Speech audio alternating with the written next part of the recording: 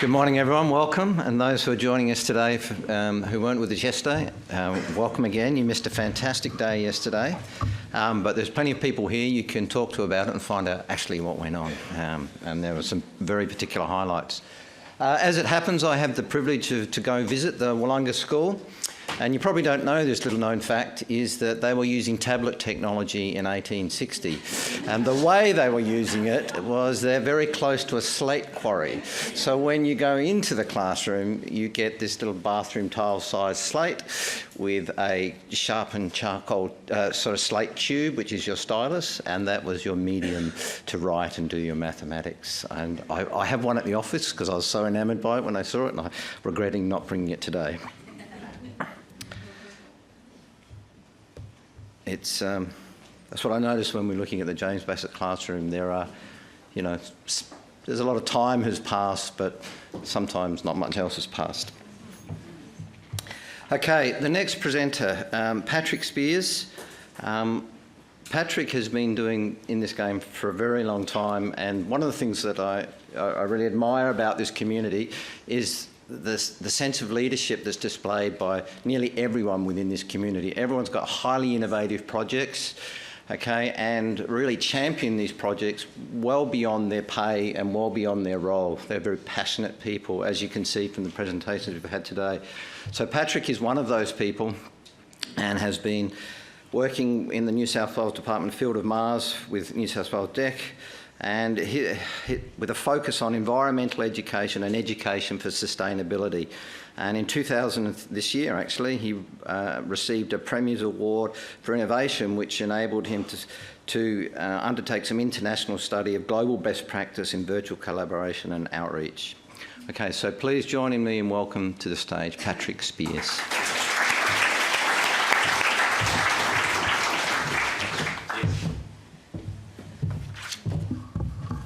Hi guys, thanks for having me.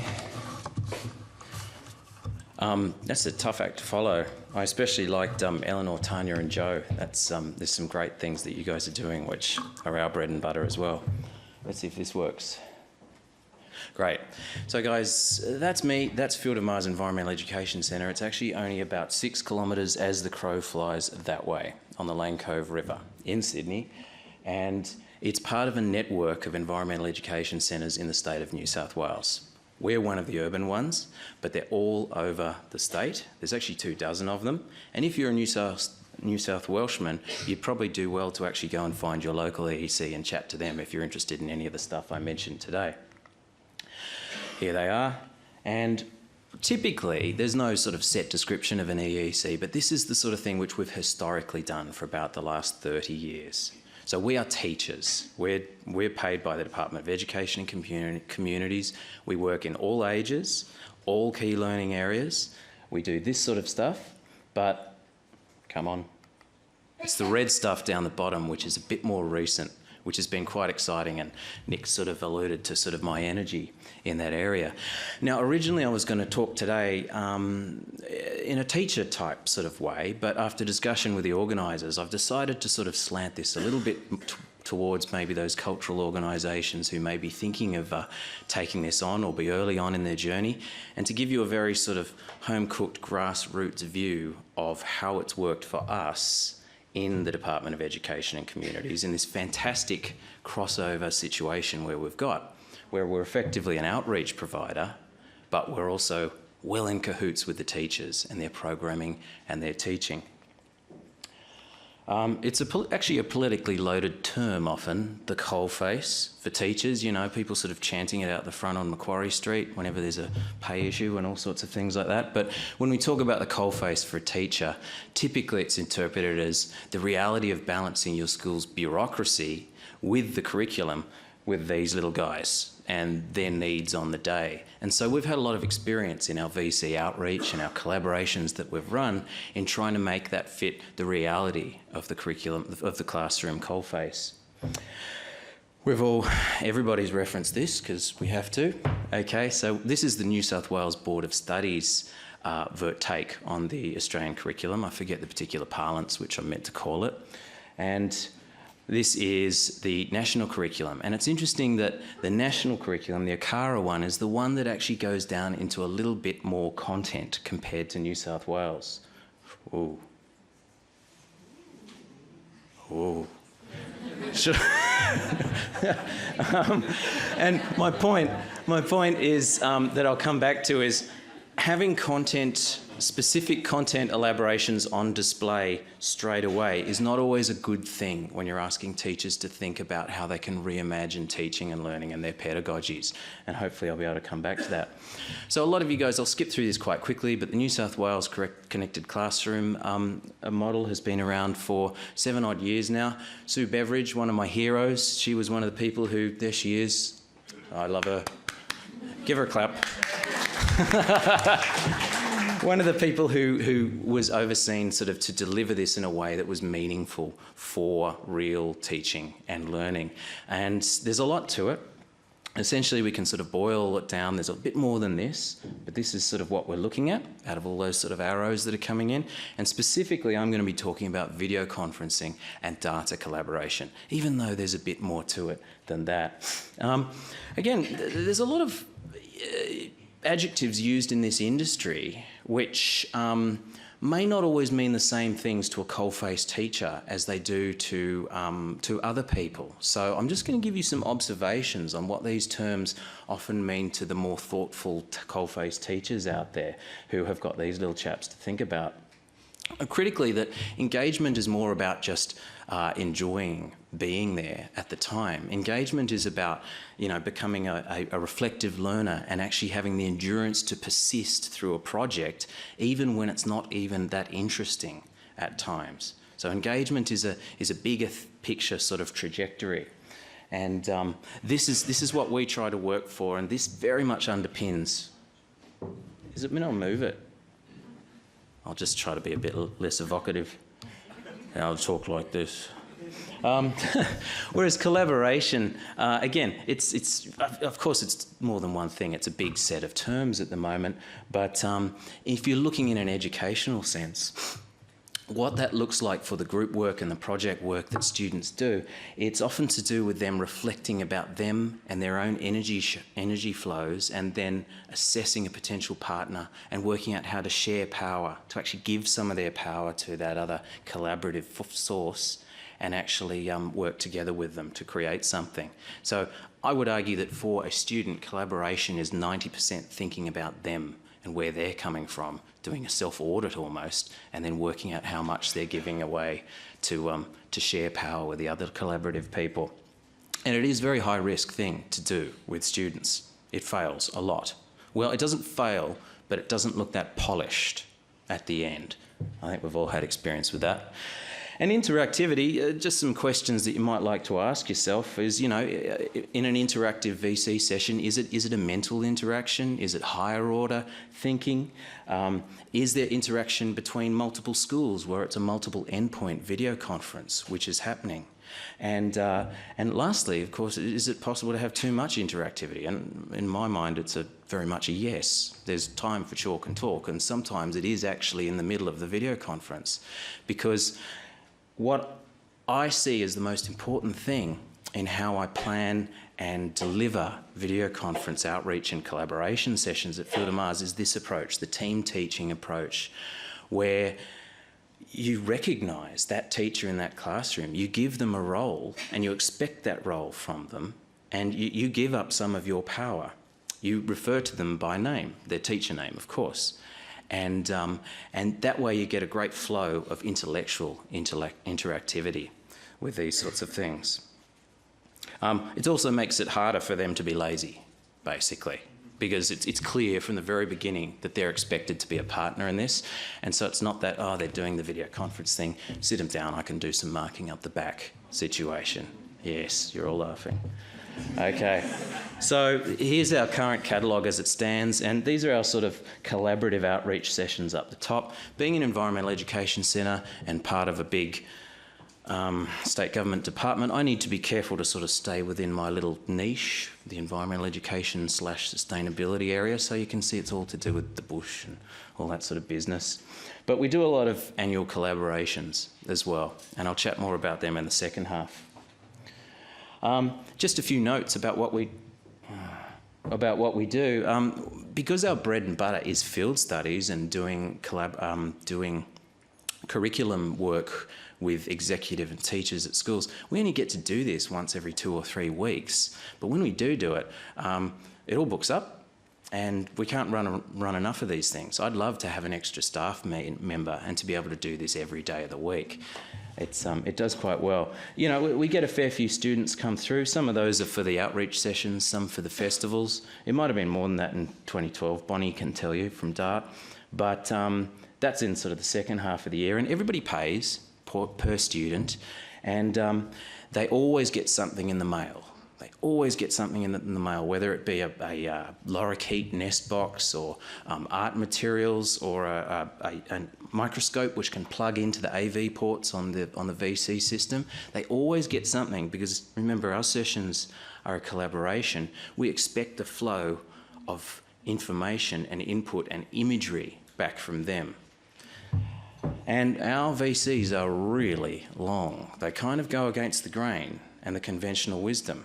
It's common for ours to run over 90 minutes long, but mainly because we'll do a 40-minute session, then we'll stop for project time. The kids toddle off to do something or other, whatever the session was, Bunyip's Christmas or Treehouse, and then they actually bring something back, and there's a collaborative sharing time, which runs.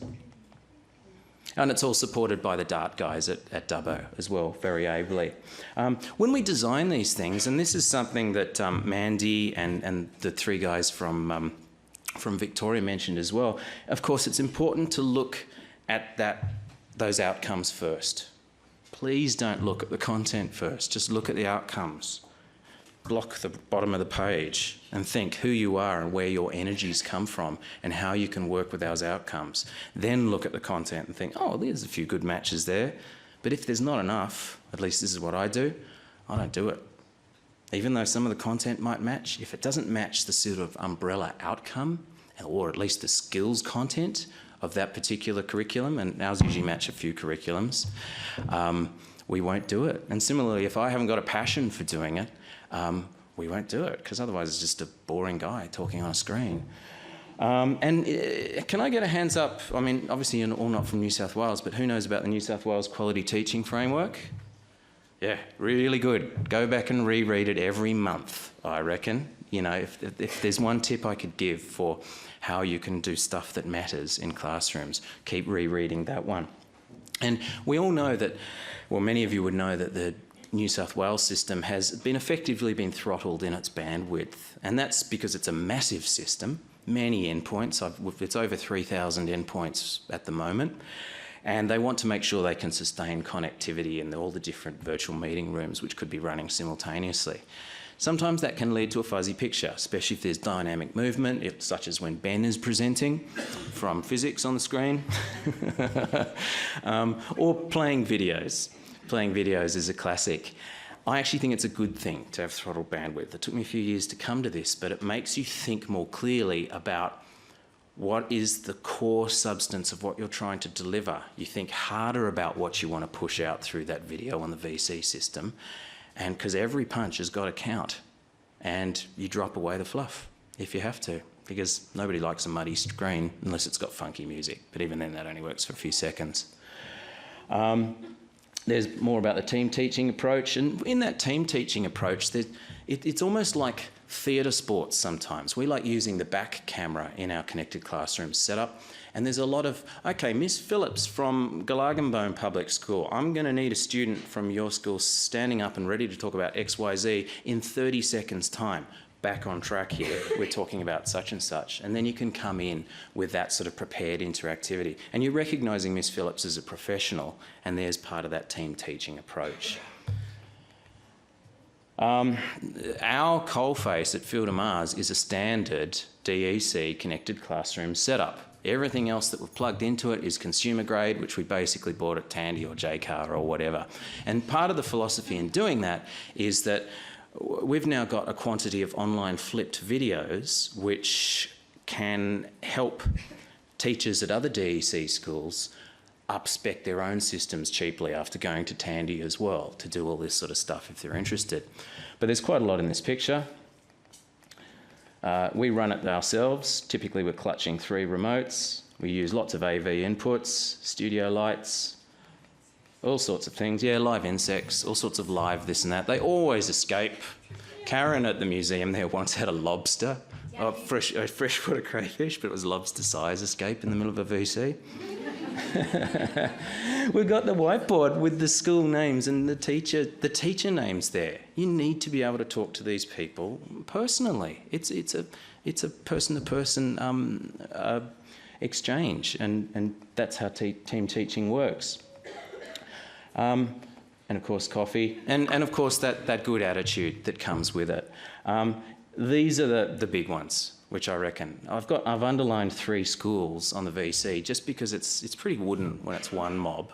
It's nice to actually play the others off. Inevitably, if you've got 3 schools connected, one of them won't have the data collaboration channel running on their IWB, and that's okay because you can just get Broken Hill Public School to do the data collaboration movement of the elements on the IWB for whoever it is, Burke or whatever.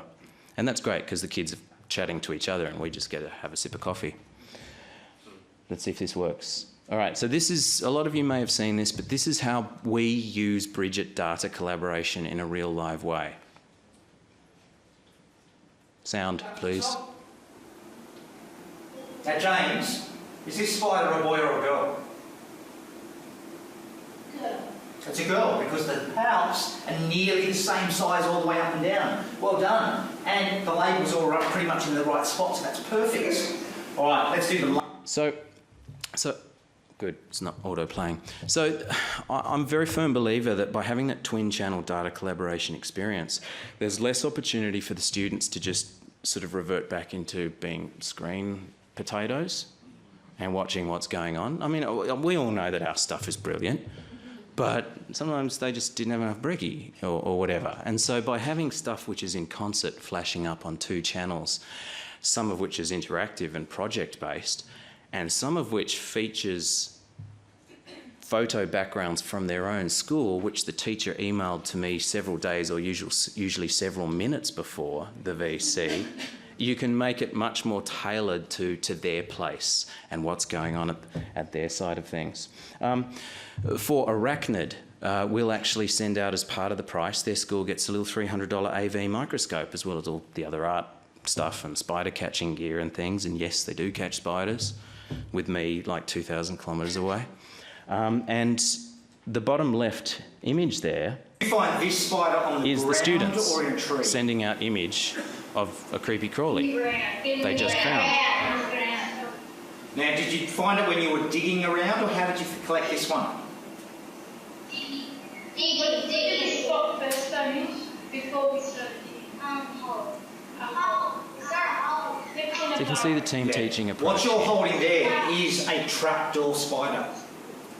So everyone, that's an amazing looking trapdoor that's been collected from your... And, you know, what I said about collaboration, high risk, high reward, okay? A number of times they put it on and there's another kid going and bumping the table and it's just going everywhere and it's rubbish. But that's all right, we've got all those little videos that the teachers are meant to watch beforehand to sort of make sure nobody bumps the table and so on. And of course, there's the project team.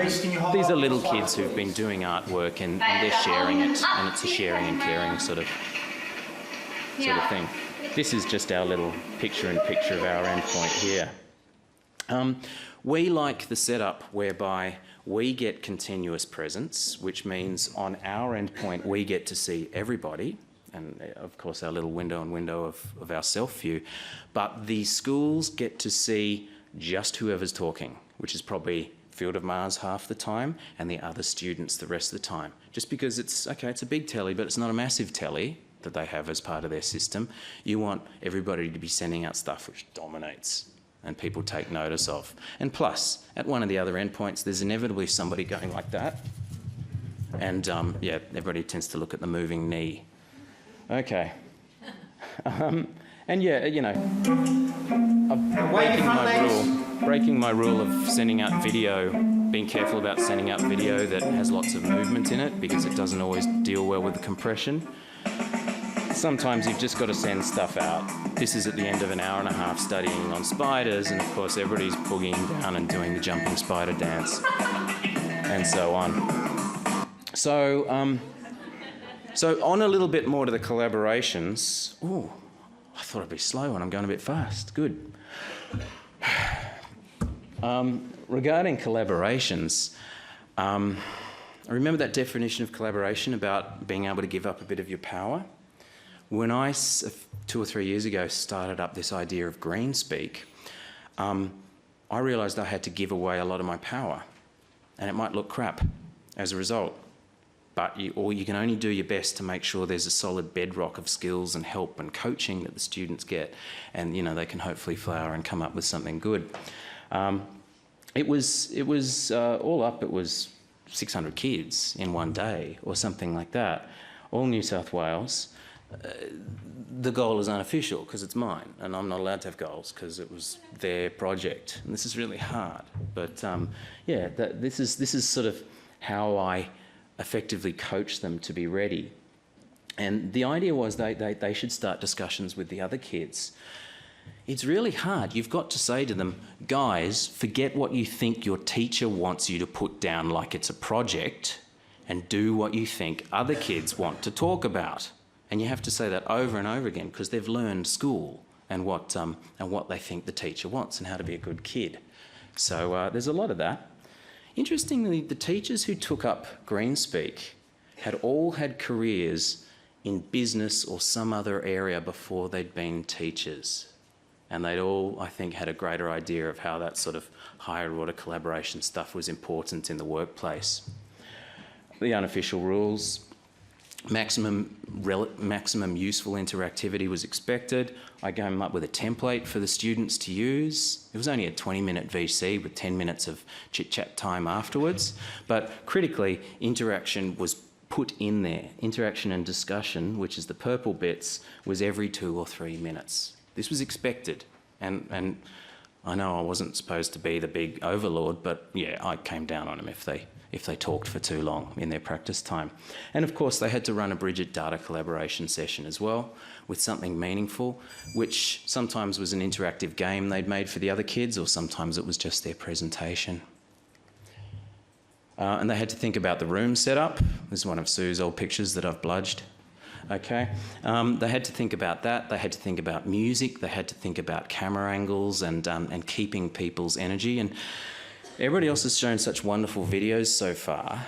Mine are really rough. These are just clips of one Greenspeak collaboration session. Let's see if it works. Maybe I have to click. Then let's get started. These are the hosts. Hi, my name is Max, and this is... I'm Cheyenne. And I'm Liam. That's a worm suit, by the way. Cheyenne's coming. We're just trying to find her. This is at lunchtime, Okay, she's here. and these kids just turned up. We have started a new initiative called Wrapping Up Wrapping. Somebody else using music, changing to a data collaboration with an interactive game. Hi, my name is Ellen, and my name is Paula, and I'm Ben. Today we have an answering questionnaire for you to like the oil experiment script. Here's what you need to do. A lot of these classes had been in touch with the other classes through email beforehand to get them prepared to think about certain things. Public school, can you take your mic off mute? This little guy is a ripper. He is producing a multi-channel VC with data collaboration. Okay, cool. Can you all see us on the TV? And do you have your smartboard connection? Yeah, it's an unfortunate worm suit, isn't Thank you. it? With that background too. Okay, the teacher from Blaney Public School. Blaney. Pick someone to come up and rub the dirt around the worm. Click. And then double click. There you go. And it goes on and on. Got to make sure you hold the applause sign up the right way, all that sort of stuff. That was great fun.